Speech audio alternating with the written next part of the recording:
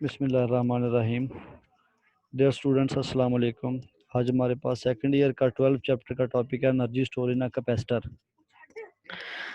हमें पता है कि कैपेसिटर क्या, such a device which can store charge is known as a capacitor. अब ये भी सोचना मुमकिन है कि जो कैपेसिटर है वो चार्ज को स्टोर कर रहा है, और ये भी सोचना ठीक है कि कैपेसिटर जो है वो एक ऐसी डिवाइस है जो इलेक्ट्रिकल एनर्जी को स्टोर कर रही है।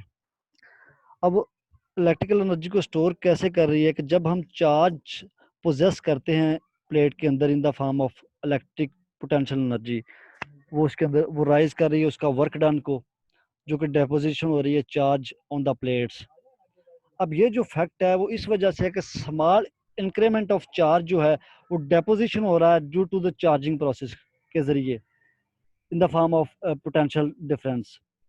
अब पोटेंशियल डिफरेंस क्रिएट हो रहा है बिटवीन प्लेट्स के अंदर, और वो पोटेंशियल डिफरेंस जो है वो इंक्रीज हो रहा है with the passage of time, और इसके लिए लार्ज जो अमाउंट ऑफ वर्क डन है वो नीड हो रही है और ब्रिंग अप हो रहा है next increment of the charge.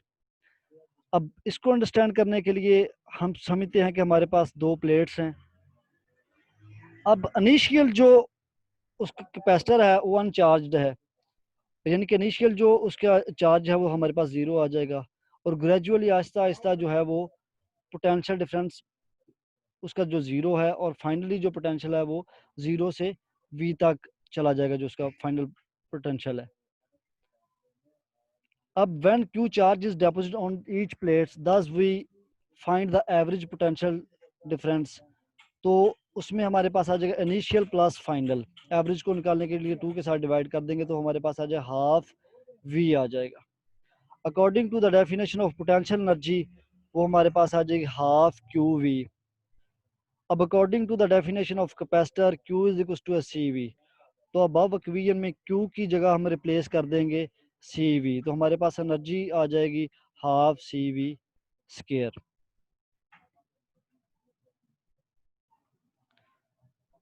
It is also possible to regard the energy as being stored in the form of electric field between the plates, or rather than potential energy of the charge on the plates. Such a viewpoint useful when electric field strength between plates instead of the charge on the plates causing the field is to be considered. This relation can be obtained by substituting the value of V is equals to ED, and ये अब last topic के अंदर हम लोगों ने ये relation निकाले हुए थे, C is equal to A into epsilon not R into epsilon not over D।